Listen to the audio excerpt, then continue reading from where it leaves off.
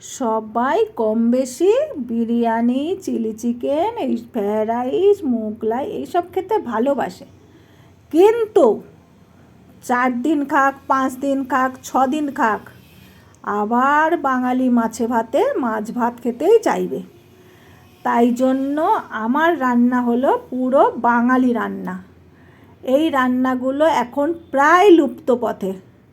এখন মানুষ এইসব রান্নাগুলো আর পাচ্ছে না। কিন্তু যারা খাঁটি বাঙালি খেতে ভালোবাসে তারা কিন্তু এই রান্নাগুলোর জন্য অপেক্ষা করে। তাই জন্য আমি বানিয়ে ফেলেছি আজকে 2 রকম রান্না। একটা হলো লোটে মাছ বা নিহড়ে মাছ, আর একটা রান্না করেছি সমুদ্রের যে নোনা ছোট ছোট মাছ পাওয়া যায় সেই মাছগুলো দিয়ে।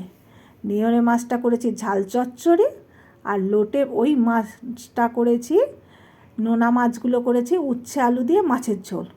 তাহলে রান্নার রেসিপি দেখা তো যাচ্ছে, তাও আমি একটু বলে দিই। প্রথমে তেলটাকে গরম করে নিতে হবে, সর্ষের তেল, একদম পিওর সর্ষের তেল দিয়ে তাতে পেঁয়াজগুলো ভেজে বেরেস্তার মতো করে নিতে হবে। কারণ হলো পেঁয়াজের জল থাকলে লোটে মাছ রান্না বা নিহড়ে মাছ রান্না করলে ছেড়ে যাবে। অতএব তো প্রথমে পেঁয়াজটাকে ভেজেই নিতে হবে। নিয়ে এবার লোটে মাছটা দিয়ে দিয়েছি, তাতে দিয়েছি হলুদ, লঙ্কার গুঁড়ো, জিরের গুঁড়ো, মিট মশলা, ধনে পাতা দিয়ে একটু আদা রসুন বাটা দিয়ে এবার খানিকক্ষণ নেড়ে চেড়ে নিয়ে ধরিয়ে দিতে হবে। ধরিয়ে দিতে বললে মাছগুলো যেন কড়ার গায়ে তলায় ধরে যায়। তখন দিয়ে দিতে হবে লবণ। এবার লবণ দিলেই সবাই জানেন জল ছাড়বে, নিহড়ে মাছ থেকে জল ছাড়বে। তখন কি করতে হবে, যেই জল ছাড়বে আবার মাছটাকে উল্টে দিয়ে আর একটুখানি জোরে জাল দিতে হবে, আবার ধরে যাবে। তখন আবার গ্যাস স্লো করে দিতে হবে, দিলে আবার জল শুকিয়ে যাবে, জল বেরোবে জল শুকাবে, জল বেরোবে জল শুকাবে। গ্যাস বাড়ালে হবে জল শুকাচ্ছে, আর গ্যাস স্লো করলে জল বেরোবে। এই করে করে নিহড়ে মাছ করতে করতে আস্তে আস্তে দেখবেন গা থেকে আর জল বেরোচ্ছে না, তেল বেরোচ্ছে। তখনই বুঝে নেবেন লোটে মাছ বা নিহড়ে মাছ হয়ে গেছে। সহজ প্রসেস, কিন্তু সময় দিয়ে করতে হবে। লোটে মাছ রান্না তাড়াহুড়ো করলে হবে না, কেননা লোটে মাছের ভিতরে থাকে একটা জল, হ্যাঁ, সেই জলটা যদি থেকে যায় লোটে মাছে কখনো টেস্ট আসবে না।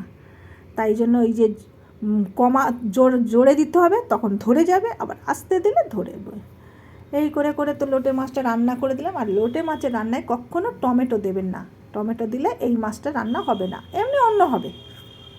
নেক্সট আইটেম করেছি, নোনা মাছগুলোকে ভেজে রেখে দিয়ে একটু 5 ফোড়ন, শুকনো লঙ্কা দিয়ে তাতে আলুগুলোকে ছেড়ে দিয়েছি। এবার আলুগুলো তো গিয়ে লাফালাফি শুরু করে দিয়েছে। লাফালাফি করলে হবে, তাকে ভাজতে হবে। লাল করে নিয়ে ভেজে নিয়েছি, ভেজে নিয়ে পেঁয়াজ আর কাঁচা লঙ্কা দিয়েছি। কাঁচা লঙ্কার পেঁয়াজ দিয়ে তো ভালো করে আবার ভাজতে শুরু করে দিয়েছি। পেঁয়াজে খানিকটা আলু সিদ্ধ হয়ে যাবে সেই চিন্তা ভাবনা করে। তা পেঁয়াজ এবার দিয়ে দিলাম একটুখানি ওই রসুন বাটা, আদা বাটা দিয়ে ভালো করে কষে নিয়ে লবণ দিয়ে দিয়েছি, হলুদ দিয়ে দিয়েছি, জিরে ধনে গুঁড়ো দিয়ে দিয়েছি। আর আমার তৈরি একটা মশলা থাকে, ওই যে কাঠখোলা ভাজা বলে না, ওতে ভেজা মৌরি, জিরে, গোলমরিচের গুঁড়ো আর ধনে, ওটা ভাজা ছিল, ওটা মিক্সিতে গুঁড়ো করা থাকে। এইবার গুঁড়োটা ছড়িয়ে দিয়ে ভালো করে কষে টষে জল ঢেলে দিয়েছি। জল ঢেলে দিতে সিদ্ধ হয়ে যাওয়ার পরে উচ্ছে আর মাছগুলো জলে ছেড়ে দিয়েছি, মাছগুলো যাতে খেলা করতে পারে। এইবার মাছের খেলা শেষ, আস্তে আস্তে জল শুকিয়ে এসছে, তখন ওটাকে নামিয়ে নেব। কিন্তু দেখতে লাগবে উপর থেকে তরকারিটা শুকনো, কিন্তু তলায় থাকবে অল্প পরিমাণে হালকা ঝোল। এই উচ্ছে আলু মাছের ঝোলে হালকা না ঝোল থাকলে ভালো লাগবে না। তাই এইভাবেই রান্না করতে হবে। রান্নাগুলো একদম আদি পুরনো রান্না, তা কার কীরকম লাগছে একটু প্লিজ জানাবেন। আজকে শুরু করলাম প্রথম, আস্তে আস্তে আরও অনেক রকম রান্না আমি জানি, সেইগুলো করে জানাবো।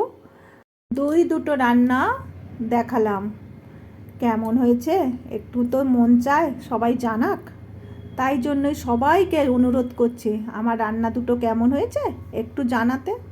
আর আমি তো মাছ খাই না, তাই জন্য টমেটো পোড়া করে নিলাম। সবাই ভালো থাকবেন।